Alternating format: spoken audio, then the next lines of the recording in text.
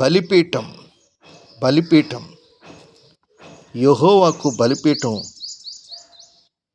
కట్టినవారు. బలిపీఠం కట్టడం అంటే ఎవరు పడితే వాళ్ళు కట్టలేరు.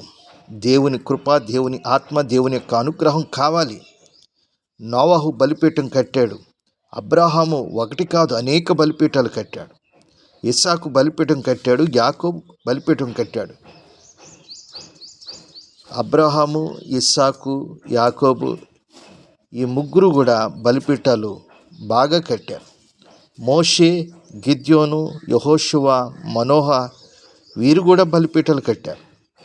ఇశ్రాయేలీలు సమూయేలు, ఏలియా, దావీదు, జెరుబ్బాబెలు చూడండి బలిపీఠాలు కట్టినవారు. ఇవే కాకుండా మిగతా వాక్య రిఫరెన్స్లో కూడా మనం చూడగలుగుతాం.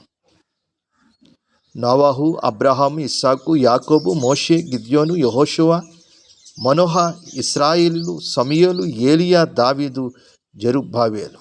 బలిపీఠం అంటే ప్రార్థనా బలిపీఠం, ఆత్మల కొరకైనటువంటి విజ్ఞాపన.